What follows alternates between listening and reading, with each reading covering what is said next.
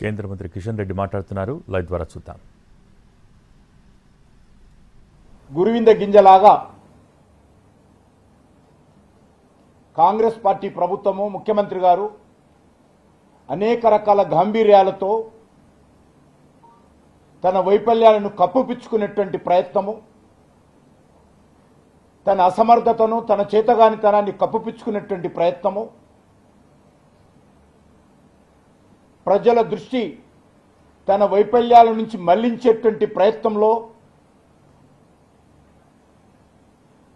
తన యొక్క నిస్సాయమైనటువంటి పరిస్థితిని కేంద్ర ప్రభుత్వం మీద, భారతీయ జనతా పార్టీ మీద, ప్రధాని నరేంద్ర మోడీ గారి మీద రుద్దేటువంటి ప్రయత్నము,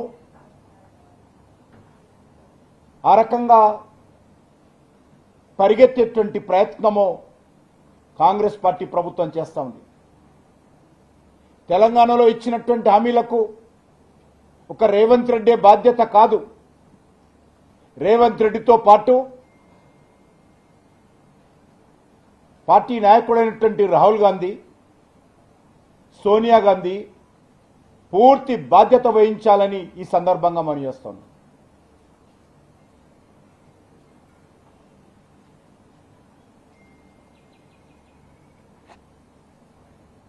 అనేక రకాల మైనార్టీ డిక్లరేషన్, యూత్ డిక్లరేషన్, రైతు డిక్లరేషన్, బీసీ డిక్లరేషన్ పేరుతో ఆయా వర్గాలను మోసం చేసి ఆశ పెట్టి అధికారంలోకి వచ్చిన తర్వాత ఏ ఒక్క డిక్లరేషన్ కూడా డెడికేషన్తో అమలు చేయడం లేదు కాంగ్రెస్ పార్టీ ప్రభుత్వము తెలంగాణ రాష్ట్రంలో. నేను ఛాలెంజ్ చేస్తా ఉన్నాను రేవంత్ రెడ్డిని. ఈరోజు యూత్ డిక్లరేషన్ ఏమైందని అడుగుతా ఉన్నాను. మైనార్టీ డిక్లరేషన్ ఎక్కడ పోయిందని అడుగుతా ఉన్నాను. రైతు డిక్లరేషన్ ఎక్కడ దొక్కారని అడుగుతా ఉన్నాను. బీసీ డిక్లరేషన్ ఏమైంది? 1,00,000 కోట్లు ఇస్తామన్నా కదా 5 సంవత్సరాలలో. 2 సంవత్సరాలలో 40,000 కోట్లు బీసీల సంక్షేమం కోసం ఖర్చు పెట్టాలి కదా.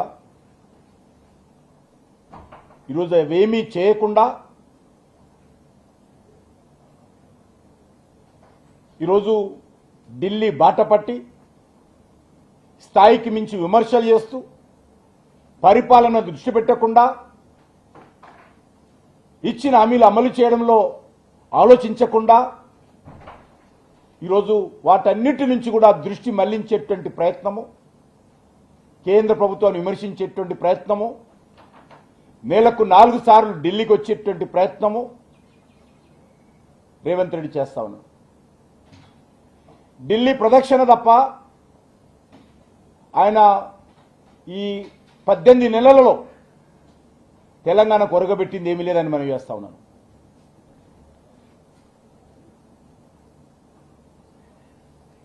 అనేకమైనటువంటి బీసీ సామాజిక కులాలకు బీసీ డిక్లరేషన్లో అనేక రకాల హామీ ఇచ్చి ఏ ఒక్క హామీ కూడా అమలు చేయడం లేదని మనం చేస్తా ఉన్నాను.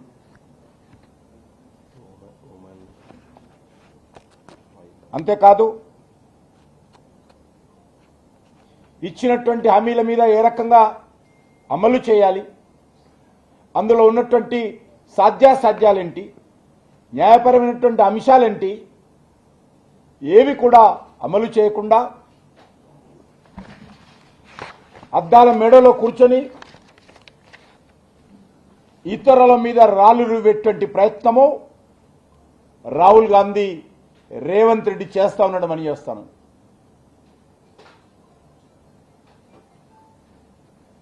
ముఖ్యంగా బీసీలకు సామాజిక సాధికారిత కల్పించేటువంటి ప్రయత్నంలో కాంగ్రెస్కు చిత్తశుద్ధి లేదు అనే విషయం ఈరోజు తెలంగాణ సమాజం అర్థం చేసుకుంది.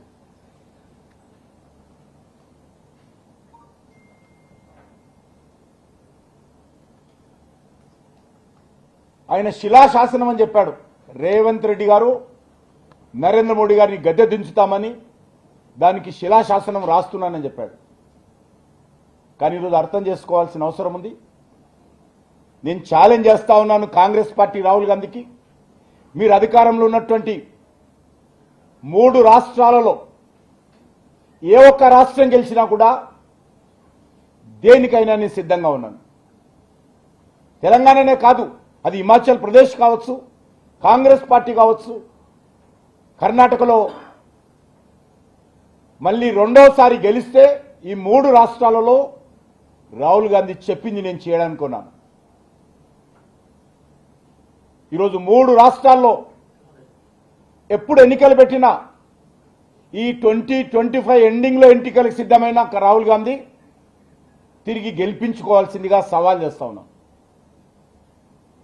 అడ్డంగా ఓడిపోతుంది కాంగ్రెస్ పార్టీ 3 రాష్ట్రాల్లో.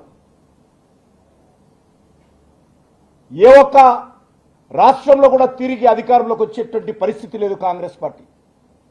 వాళ్ళు ఈరోజు భారతీయ జనతా పార్టీ పైన, మోడీ గారి పైన ఇష్టారాజ్యంగా మాట్లాడేటువంటి ప్రయత్నం చేస్తా ఉన్నారు. గత పార్లమెంట్ ఎన్నికల్లో 3 సార్లు వరుసగా ఓడిపోయారు. అనేక రాష్ట్రాల్లో అడ్రస్ లేదు. కాంగ్రెస్ పార్టీ జీరో పార్టీగా మారిపోయింది అనేక రాష్ట్రాలలో.